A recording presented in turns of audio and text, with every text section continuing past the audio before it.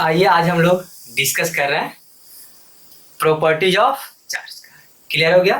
But उससे पहले हम लोग डिस्कस करेंगे यूनिट ऑफ चार्ज का डिस्कस करेंगे। क्लियर हो गया? यूनिट ऑफ चार्ज में बेसिकली आपने पढ़ा होगा सिस्टम ऑफ यूनिट के बारे में। तो सिस्टम ऑफ यूनिट में बेसिकली क्या था, दो टाइप का हम लोग ज्यादा डिस्कस करते हैं। जैसे एक सीजीएस का डिस्कस करते हैं और एक एसआई का डिस्कस करते हैं। SI is the modification of MKS. MKS क्या है? Metre kilogram second. तो टोटल सिस्टम ऑफ यूनिट जो था वो टोटल 4 था। आपको याद है ना?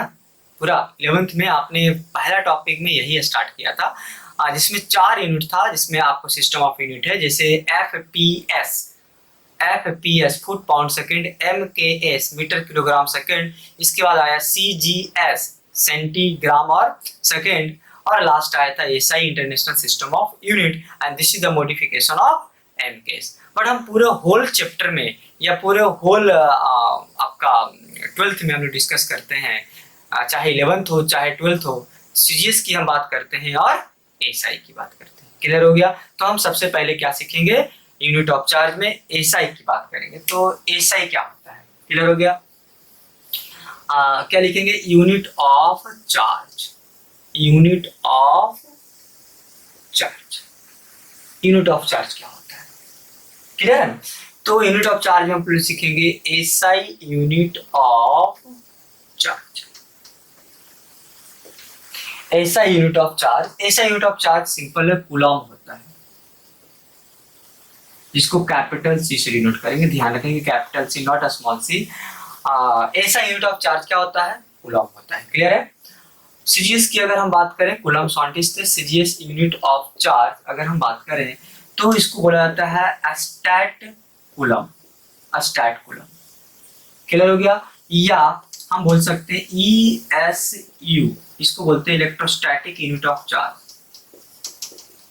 Electrostatic unit of charge. Clear हो गया ना? ESU को बोलते हैं। क्लियर हो गया? एक और चार्ज का यूनिट होता है, that is electromagnetic unit of charge. Electromagnetic unit of charge. तो इलेक्ट्रोमैग्नेटिक यूनिट ऑफ जो चार्ज होता है वो है आपका इलेक्ट्रोमैग्नेटिक यूनिट ऑफ चार्ज जो होता है AB कूलम। AB कूलम, या हम इसको ऐसे लिख सकते हैं ABC। AB कूलम, या इसको क्या लिख सकते हैं? ABC लिख सकते हैं। क्लियर हो गया? एक कन्वर्जन है, आपको याद रखना है कि 1 कूलम इक्वल टू होता है 3 × 10⁹ ESU। क्लियर हो गया? या हम लिख सकते हैं 1/10 ABC। 1/10 ABC। तो ध्यान में रखना है, this is the important conversion. 1 coulomb equal to कितना है? 3 × 10⁻, क्या है? 9 ESU, या क्या है? 1/10 AB कूलम, इसको बोलते हैं ABC। तो this is the unit of charge. Clear हो गया? यूनिट ऑफ चार्ज में एक बार फिर से हम डिस्कस कर देते हैं। ऐसा यूनिट ऑफ चार्ज क्या होता है? ऐसा यूनिट ऑफ चार्ज कूलम होता है। क्लियर हो गया? तो इसमें कोई बहस नहीं है। कूलम अपने नाम पे, अपने साइंटिस्ट के नाम पे, उनका ऑनर में कूलम पड़ा, चार्ज का यूनिट। क्लियर हो गया? जिन्होंने बहुत वर्क किया था। सीजीएस यूनिट ऑफ चार्ज क्या होता है? तो स्टैट कूलम होता है, STAT स्टैट कूलम होता है। और हम बोल सकते हैं ESU। ESU क्या? Electrostatic unit of charge. Clear हो गया हम लोग का? तीसरा अगर हम बात करें तो एक और यूनिट ऑफ चार्ज लेते हैं, इलेक्ट्रोमैग्नेटिक यूनिट ऑफ चार्ज। क्या लिए? इलेक्ट्रोमैग्नेटिक यूनिट ऑफ चार्ज लेते हैं। और इलेक्ट्रोमैग्नेटिक यूनिट ऑफ चार्ज क्या है? AB coulomb. क्या नाम है? AB कूलम नाम है, और जिसको लिख सकते हैं ABC। क्या लिख सकते हैं? ABC। ABC मतलब कूलम होता है। और एक बहुत इंपॉर्टेंट है कि 1 कूलम में कितना ESU होता है? तो 1 कूलम में आप बोलेंगे कि सर 3 × 10⁹ ESU, या कितना इलेक्ट्रोमैग्नेटिक यूनिट होता है? तो 1/10 ABC, और C इंडिकेट यहाँ पे क्या कर रहा है? कूलम को इंडिकेट कर रहा है। Is it clear guys? Next topic discuss करते हैं, that is properties of charge. तो आज हम लोग इसको बहुत अच्छे ढंग से समझने वाले हैं, प्रॉपर्टी ऑफ चार्ज। और याद तो यहीं पे करना है। वीडियो जब आप देखते हैं तो बस देखना नहीं है मूवी की तरह, क्या करना है उसको समझना है, और नहीं तो आपको नींद आ जाएगी। इसलिए आपके हाथ में पेन होना चाहिए। आप ईयरफोन लगा के करेंगे तो बेटर कंसंट्रेशन बनेगा। और पेन पेन रखिए, कॉपी रखिए और उसको लिखिए। और जो नहीं समझ में आए तो आप हमें कमेंट बॉक्स में लिखिए, हम क्या करेंगे आपको रिप्लाई करेंगे। आपको बहुत अच्छे से समझना है तो नंबर भी लिख दीजिए, हम आपको क्या करेंगे कॉल बैक भी कर सकते हैं। आपको कोई भी पॉइंट में अगर दिक्कत हो तो आप हमें जरूर कांटेक्ट करें। क्लियर है? किसी भी माध्यम से आप क्या कर सकते हैं, कांटेक्ट कर सकते हैं। तो आइए प्रॉपर्टीज ऑफ चार्ज हम लोग क्या करें, डिस्कस करें।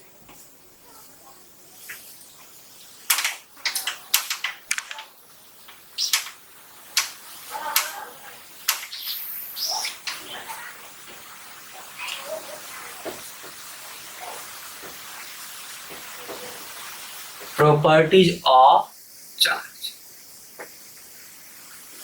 प्रॉपर्टीज ऑफ चार्ज तो समझना है। इससे एक क्वेश्चन लगभग में पूछे जाते हैं।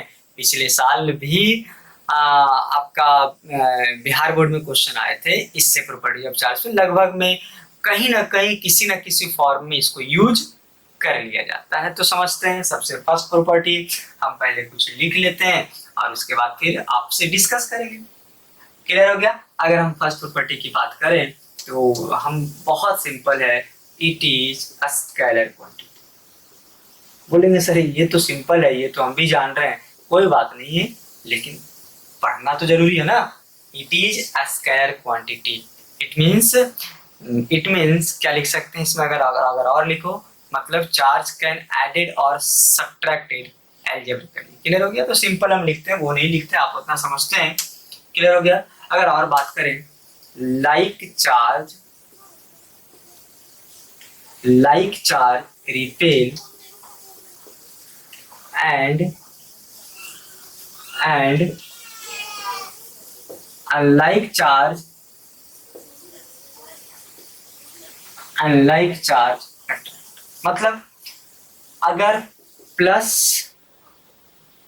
प्लस है, माइनस माइनस है, तो आप क्या बोलेंगे कि सर रिपेल कर रहा है। और यहाँ पे प्लस माइनस है, माइनस प्लस है, क्या हो रहा है, अट्रैक्ट कर रहा है ना गाइस? क्लियर हो गया? चलो तीसरा पॉइंट की हम बात करते हैं। क्लियर हो गया? तीसरा पॉइंट की अगर हम बात करें तो चार्ज इज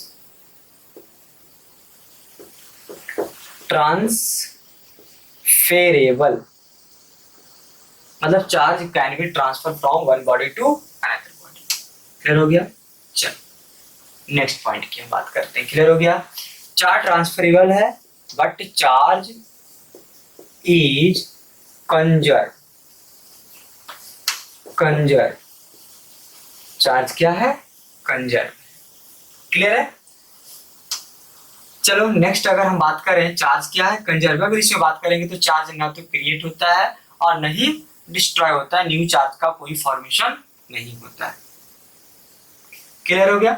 अगर हम बात करें एक और पॉइंट की हम बात करें तो charge is quantized. Charge is quantized. Clear हो गया? क्वांटाइज्ड हम लोग बहुत सारे पॉइंट पढ़ेंगे, लिखेंगे, समझेंगे, बट हम लोग पहले यहाँ पे इतना समझ लेते हैं, क्योंकि जो क्वांटाइज्ड जो है ये वर्ड हम लोग के लिए समझना जरूरी है। और ये 10th में भी था और ये सारे 10th में भी थे और यहाँ पे भी है, लेकिन समझना जरूरी है कि एक्चुअली में क्या होता है। और भी कुछ सब प्रॉपर्टी है जिसको हम लोग डिस्कस करेंगे, अभी पहले इतना समझते हैं। सब सिंपल है, it is a scalar quantity. ये क्या बोलता है, आपने पढ़ा होगा वेक्टर क्वांटिटी और एक होता है स्केलर क्वांटिटी। स्केलर क्या होता है कि सिंपली हम बात करेंगे मैग्नीट्यूड का, बात करेंगे मैग्नीट्यूड में बात करने का मतलब क्या हो गया कि 10 कूलम, 20 कूलम, 50 कूलम किस डायरेक्शन में लग रहा है डजंट मैटर, कोई मैटर नहीं करता। अगर हम ये बात करें कि चलो आपके पास 10 कूलम चार्ज है और एक के पास 15 कूलम चार्ज है, तो हम बोलेंगे टोटल कितना चार्ज हो गया। तो आप सिंपली क्या करेंगे, इसको ऐड कर दो। सिंपली क्या करेंगे, आप ऐड कर देंगे तो 10 कूलम और 15 कूलम टोटल कितना हो गया, 25 कूलम हो गया। मतलब आपने क्या किया, सिंपल ऐड कर दिया। तो बोलता है कि अगर स्केलर क्वांटिटी है, इसका मतलब है कि हम इसको अलजेब्रा की तरह, और अलजेब्रा की तरह इसको ऐड कर सकते हैं या सब्ट्रैक्ट कर सकते हैं। हम बोलेंगे ए प्लस ए, तो आप बोलेंगे सर 2 है, तो हम बोलेंगे 2 कूलम प्लस 2 कूलम, तो आप बोलेंगे 4 कूलम। तो सिंपली अलजेब्रा की तरह इसको ऐड कर सकते हैं या सब्ट्रैक्ट कर सकते हैं, इसीलिए ये कौन सा क्वांटिटी में आता है, स्केलर क्वांटिटी में आता है। क्लियर है गाइज? चलो आगे हम बात करते हैं। आगे अगर हम बात करें तो लाइक चार्ज क्या होता है, लाइक चार्ज रिपेल और अनलाइक चार्ज अट्रैक्ट। अब इस पे तो हम ज्यादा डिस्कस नहीं करेंगे। लाइक मतलब होता है सिमिलर चार्ज, सिमिलर मतलब प्लस प्लस हो माइनस माइनस हो तो रिपल्सन होगा, प्लस माइनस या माइनस प्लस तो क्या होने वाला है, अट्रैक्शन होगा। तो दो एक प्लस एक माइनस तो अट्रैक्ट कर जाएगा, प्लस प्लस रिपेल कर जाएगा, माइनस माइनस रिपेल कर जाएगा, माइनस प्लस अट्रैक्ट कर जाएगा। क्लियर है? चलिए नेक्स्ट पढ़ते हैं। Charge is transferable. Charge is transferable मतलब चार्ज बॉडी से ट्रांसफर हो सकता है। और होगा क्या, हम लोग अभी जस्ट पिछले क्लास में लोग क्या पढ़े कि चार्ज इज ट्रांसफेरेबल का मतलब क्या हो रहा है, मतलब चार्ज ट्रांसफर कर रहा है एक बॉडी से दूसरे बॉडी में। क्या हो सकता है, चार्ज ट्रांसफर हो सकता है, और ड्यूरिंग ट्रांसफर दो ही काम हो सकता है, या तो लॉस करे या तो गेन करे। एक बॉडी लॉस करेगा तो दूसरा बॉडी क्या करेगा, वो गेन करेगा। जो बॉडी लॉस किया तो हम बोले थे उस पर पॉजिटिव चार्ज बनेगा, और जो बॉडी गेन किया उस पर कौन सा चार्ज बनेगा, नेगेटिव चार्ज बॉडी। समझ में आ रहा ना? तो जो गेन करेगा वो नेगेटिव, जो लॉस करेगा वो, मतलब सिंपल है, चार्ज ट्रांसफर हो रहा है।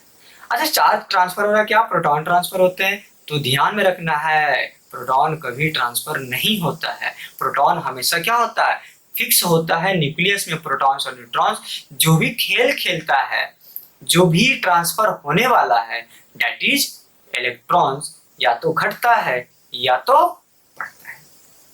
क्लियर है क्या? हम नेक्स्ट पॉइंट की अगर हम बात करें तो चार्ज जो है वो क्या है, कंजर्व है। चार्ज कंजर्व का मतलब क्या, मतलब न्यू चार्ज का ना तो क्रिएशन होता है ना तो डिस्ट्रक्शन होता है। मतलब charge is neither created nor destroy like energy. Clear हो गया?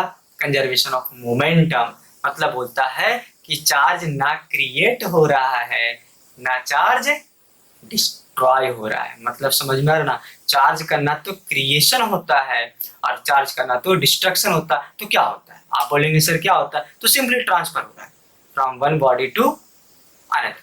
सिंपली क्या हो रहा है, चार्ज ट्रांसफर होता है from one body to another body. अगर चार्ज ट्रांसफर होता है तो एक बॉडी के ऊपर प्लस और एक बॉडी के ऊपर माइनस, लेकिन चार्ज का कभी जनरेशन और क्रिएशन न तो बन रहा है न बिगड़ रहा है। समझ में आ रहा है? न जनरेट हो रहा है न डिस्ट्रॉय हो रहा है। इट मीन्स चार्ज क्या है, कंजर्व।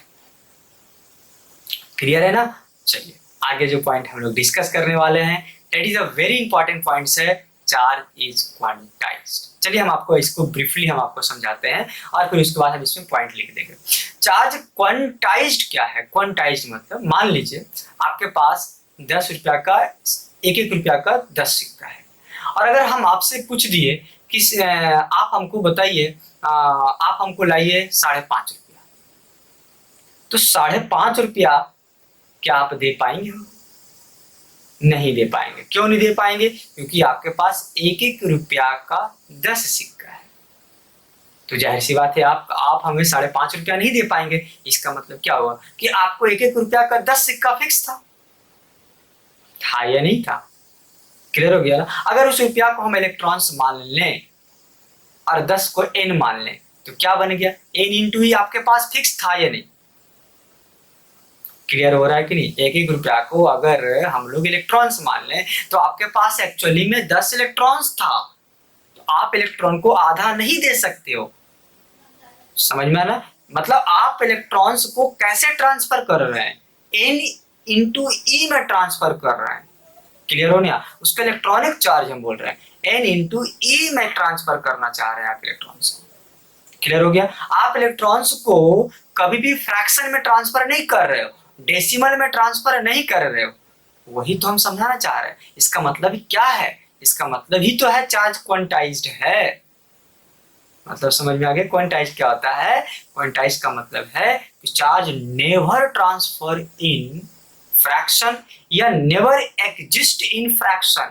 चार्ज कभी भी फ्रैक्शन में एग्जिस्ट नहीं करता है, चार्ज कभी भी डेसिमल में एग्जिस्ट नहीं करता है। Charge always exist in integral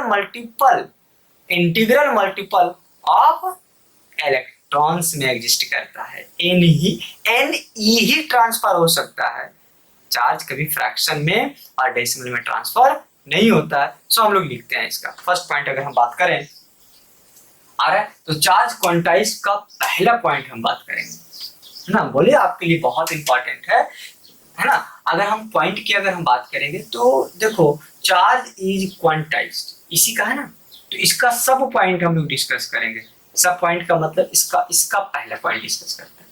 तो अगर हम इसका पहला पॉइंट डिस्कस करें तो अभी जस्ट बोले कि चार्ज नेवर एग्जिस्ट इन क्या चीज? फ्रैक्शन और डेसिमल ऑफ इलेक्ट्रॉन। मतलब कहने का मतलब है कि चार्ज कभी नहीं एग्जिस्ट कर सकता है, या तो फ्रैक्शन में या तो डेसिमल में। और अगर फ्रैक्शन डेसिमल में नहीं है तो चार्ज नेवर ट्रांसफर फ्रैक्शन या डेसिमल ऑफ इलेक्ट्रॉन्स। मतलब charge never transfer in fraction और decimal of electrons. Charge never transfer in fraction और डेसिमल ऑफ इलेक्ट्रॉन। तो भाई क्या, तो आगे क्या कर सकता है? तो बोलता है कि चार्ज जो होता है, charge is always exist,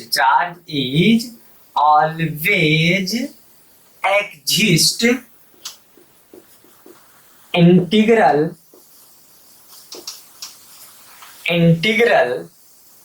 multiple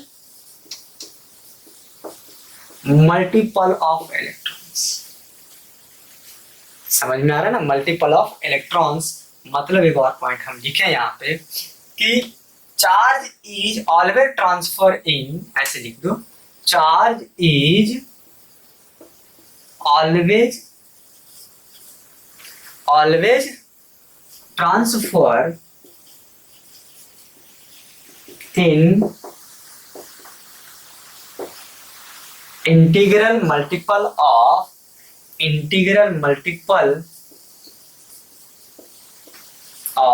electrons. Clear हुआ ना? Integral multiples of electrons. पता चल रहा है चार्ज क्वांटाइज क्या होता है? अब आपको समझ में आ चुका है। हम बोल सकते हैं, क्लियर हो गया, कि क्या हम इसको ऐसे लिख सकते हैं, Q बराबर क्या लिखे? प्लस माइनस, मतलब charge plus minus n e में ही ट्रांसफर हो रहा है। क्लियर हो गया? चार्ज जो है प्लस माइनस एन ई में ही क्या हो रहा है? ट्रांसफर हो रहा है। और अगर बात करो तो Q क्या है यहाँ पे? तो बोलेंगे सर Q क्या है यहाँ पे? चार्ज है। आपका E क्या है? तो E है आपका चार्ज ऑन इलेक्ट्रॉन, कितना होता है? -1.6 इंटू 10⁻⁻19 क्या कूलम होता है। क्लियर हो गया? कितना होता है? और तो -1.6 इंटू 10 पे पावर कितना? -19 कूलम होता है। क्लियर हो गया? और n क्या है? n क्या है? n को बोल सकते हैं नंबर ऑफ क्या? Number of charge. क्या बोलेंगे n को? नंबर ऑफ चार्ज या नंबर ऑफ इलेक्ट्रॉन्स, या और क्या बोल सकते हैं? नंबर ऑफ आयंस बोल सकते हैं कि नहीं? तो number of charge, number of electrons, number of ions. Clear है। प्लस क्या इंडिकेट करता है, तो आप बोलेंगे सर प्लस है number of loss of electron, number of loss of electrons. Clear हो गया।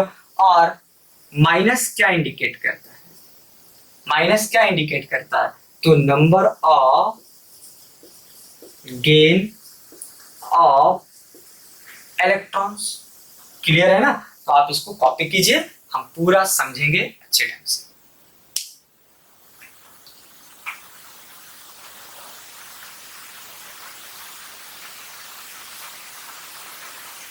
आइए आप कॉपी कर लिए होंगे। समझो चार्ज क्वांटाइज्ड का मतलब क्या है। चार्ज क्वांटाइज्ड है मतलब चार्ज नेचर में जो ट्रांसफर होता है वो फ्रैक्शन में नहीं होता है, 1/2 1/3 में नहीं हो रहा है। क्लियर हो गया। मतलब डेसिमल ऑफ फ्रैक्शन की हम बात नहीं करेंगे, 2.5 नहीं हो सकता है, 2/3 नहीं हो सकता है। क्लियर हो गया। इसलिए हम लिखे charge never exist in fraction और डेसिमल। अगर नहीं करता है तो चार्ज कभी भी ट्रांसफर नहीं हो सकता है फ्रैक्शन में। सिंपल है। दूसरा पॉइंट तो वही लिख डाले कि charge never transfer in fraction और डेसिमल ऑफ इलेक्ट्रॉन्स। क्लियर है। अब देखो चार्ज इज ऑलवेज एग्जिस्ट, इसका मतलब क्या, चार्ज हमेशा एग्जिस्ट कर सकता है नंबर में, नंबर में ही एग्जिस्ट कर सकता है ना, फ्रैक्शन है ना डेसिमल है, तो सिंपल इंटीजर में ही क्या कर सकता है, एग्जिस्ट कर सकता है। और इसलिए लिखे कि charge is always exist in integral multiple of electrons. मतलब इंटीग्रल मतलब इंटीजर होगा, n होगा और इलेक्ट्रॉन्स का मल्टीपल होगा, तो n इंटू ई होने वाला है। क्लियर हो गया। और हम बोल सकते हैं कि चार्ज जब एग्जिस्ट कर रहा है तो चार्ज यही ट्रांसफर होगा, तो charge is always transfer in integral multiple of electrons का। क्या होगा, integral multiples of electrons. Clear हो गया। तो हम बोल सकते हैं कि Q बराबर इंटीजर मतलब n आई किसका, इलेक्ट्रॉन्स का, तो Q बराबर क्या बोल सकते हैं, प्लस माइनस क्या चीज, Ne। Q बराबर क्या बोल सकते हैं, प्लस माइनस Ne। तो आप देखिए यहाँ पे Q बराबर क्या बोले हम, प्लस माइनस Ne। तो Q क्या है, चार्ज है, E क्या है, जितना वैल्यू होता है, तो -1.6 इंटू 10 के पावर -19 कूलम होता है। N क्या है, तो नंबर ऑफ चार्ज है, और क्या है, नंबर ऑफ इलेक्ट्रॉन्स हैं, और क्या है, नंबर ऑफ आयंस। प्लस क्या इंडिकेट करता है, तो number of loss of electrons indicate करता है। माइनस क्या इंडिकेट करता है, तो number of gain of electrons. Clear है। तो this is the all about charge is quantized. चलो इस पे एक क्वेश्चन बनाते हैं। क्लियर हो गया। एक अच्छा सा क्वेश्चन लेते हैं। क्वेश्चन है, आप लिखिए,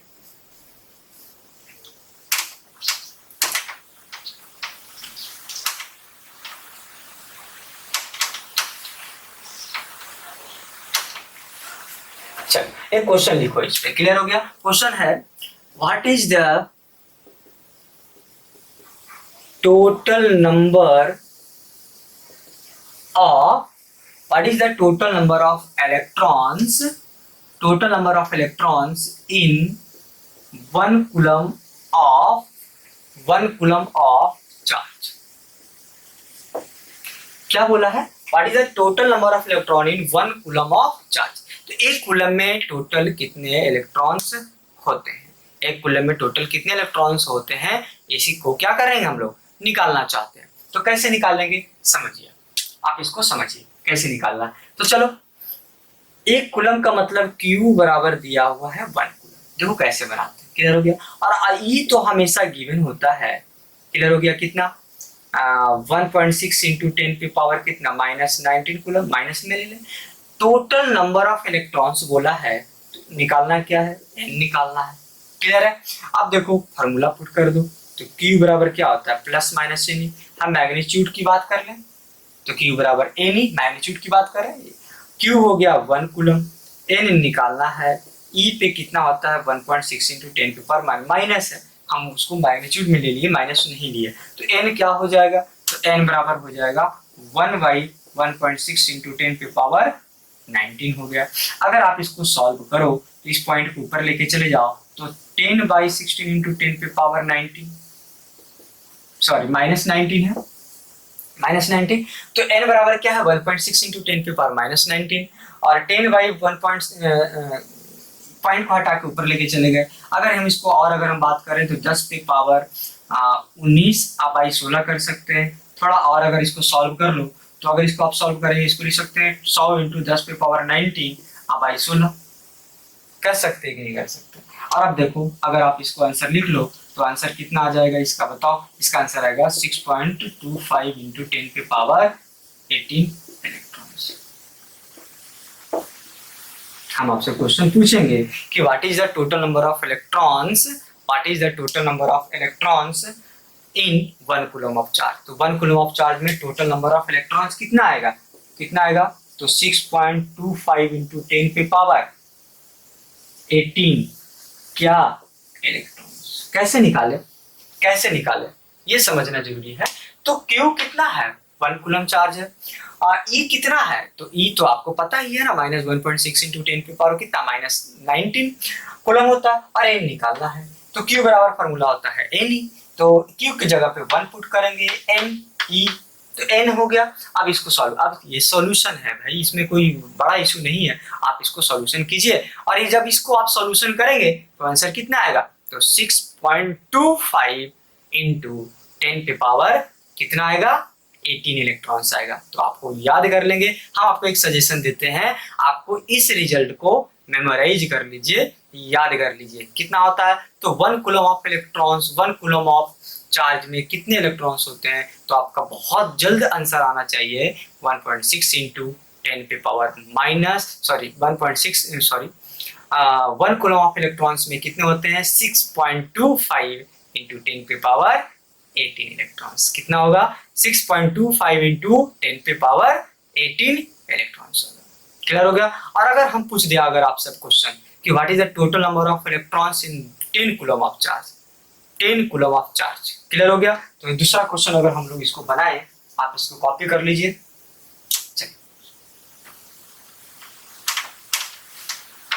देखिए क्वेश्चन अगर आपसे पूछे हम कि what is the total number of electrons in 10 coulomb of charge, 10 coulomb of charge. तो 10 कूलम ऑफ चार्ज बोल रहा है, तो आपको याद रखना है कि 1 कूलम में कितना होता है, तो 6.25 इंटू 10 पे पावर 18 इलेक्ट्रॉन्स। तो 10 कूलम में कितना होगा, तो 10 इंटू 6.25 इंटू 10 पे पावर 18 इलेक्ट्रॉन्स, मतलब कितना, आप बोलेंगे 6.25 इंटू 10 पे power 19 electrons.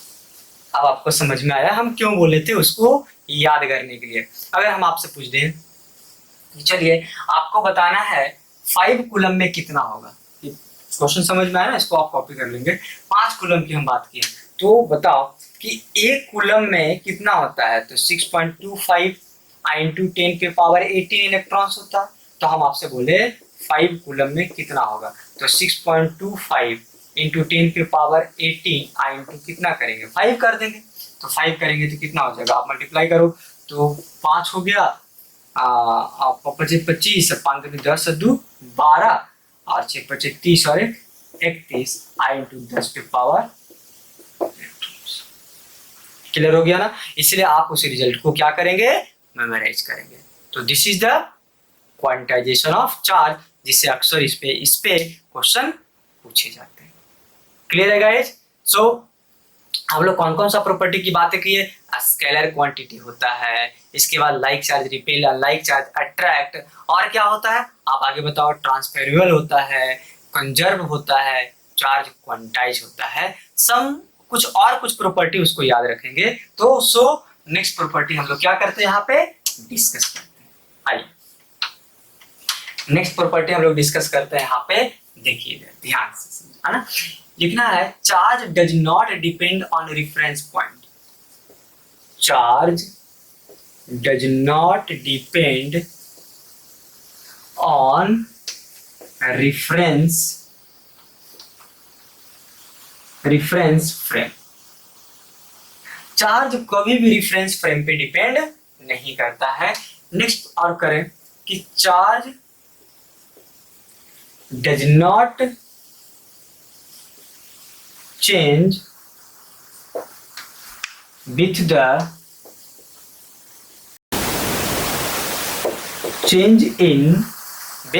change in a speed।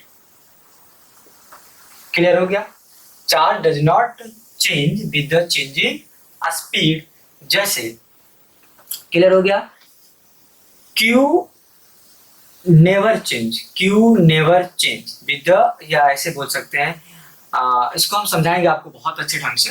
Clear है? नेक्स्ट एक और है, charge is always associated, charge is always associated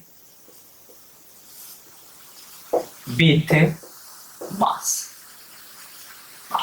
इसमें सब पॉइंट लिखते हैं charge always associated with mass, मतलब charge can not exist without mass,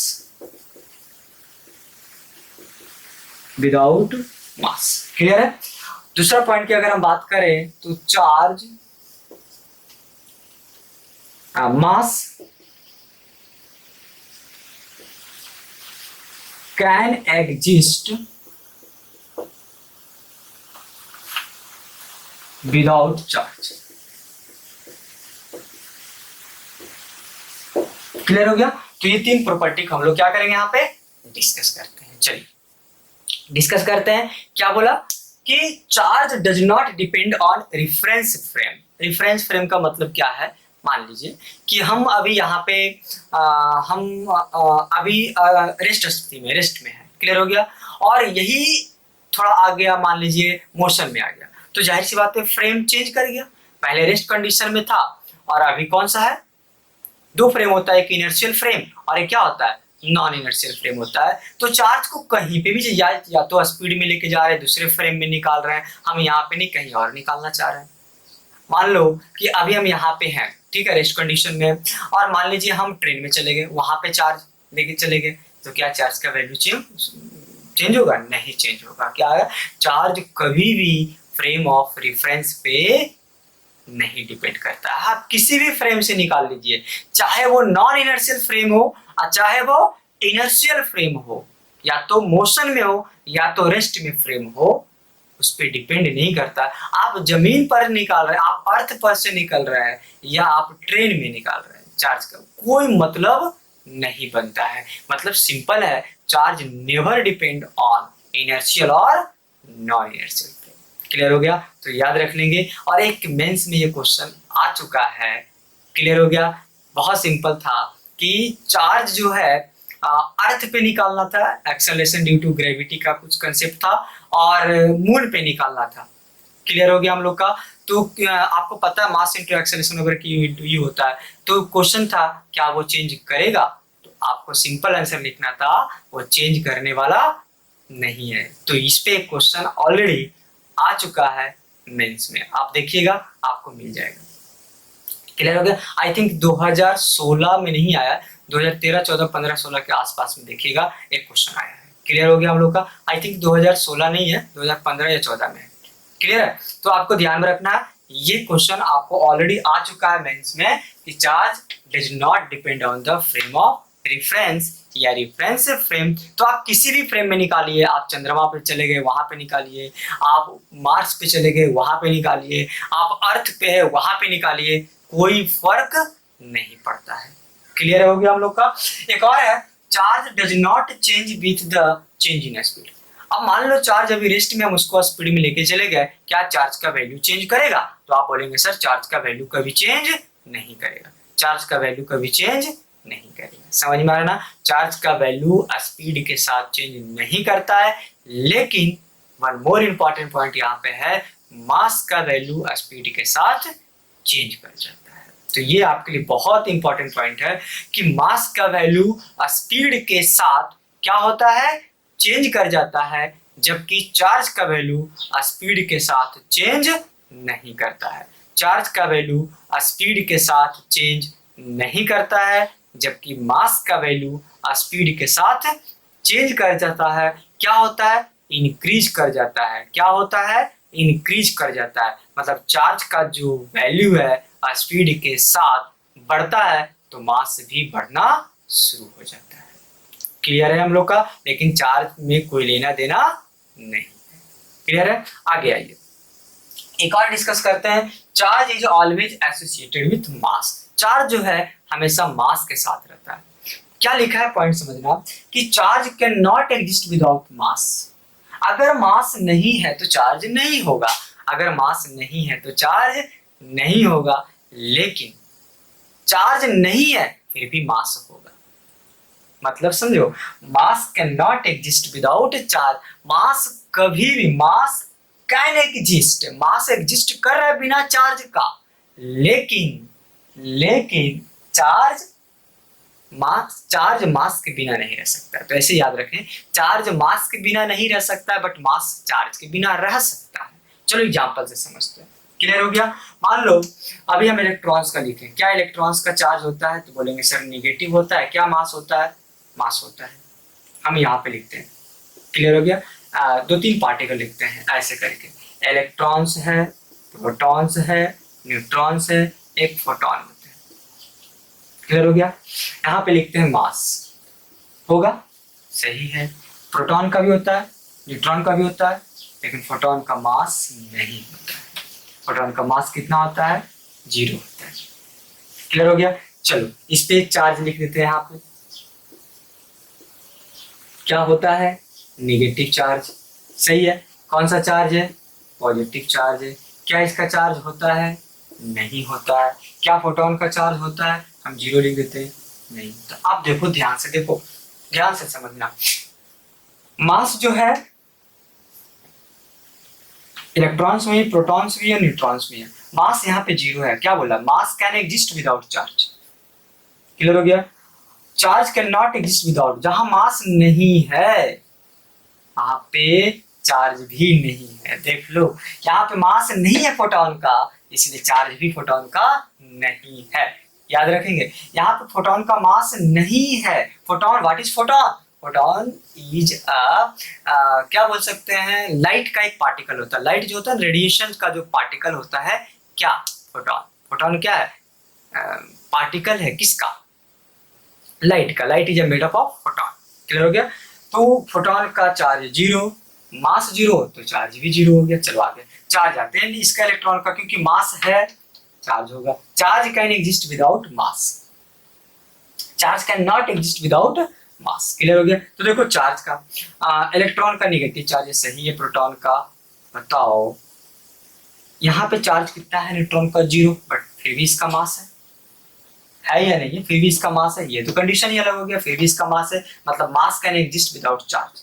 mass exist कर रहा है बिना चार्ज का, जैसे न्यूट्रॉन। तो इस केस में न्यूट्रॉन बहुत अच्छा एग्जांपल है, और इस केस में आपका फोटोन बहुत ही अच्छा एग्जांपल है। तो charge can not exist without mass. तो फोटोन का मास 0 होता है, इसलिए उसका कोई चार्ज नहीं होता है।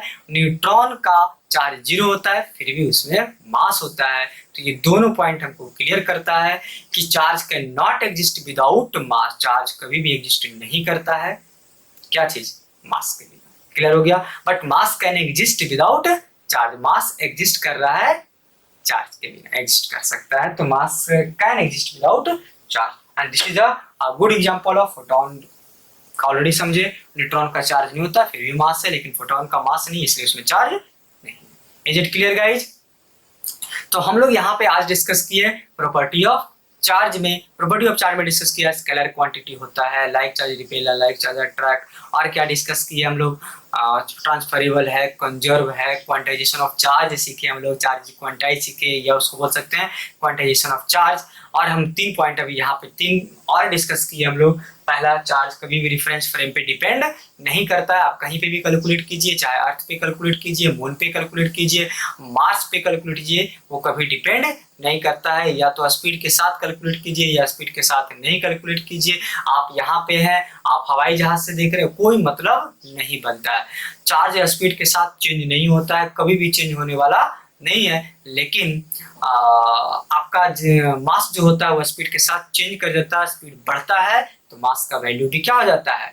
बढ़ जाता है, according to Einstein principle. Clear हो गया? And last, that is the mass can exist without charge, but charge can not exist without mass. मतलब charge is always associated with mass. तो this is the all about the properties of charge. Clear है? आप इसको पढ़ेंगे और समझेंगे, लिखेंगे, और जो नहीं समझ में आया आपको उसको क्या करना है?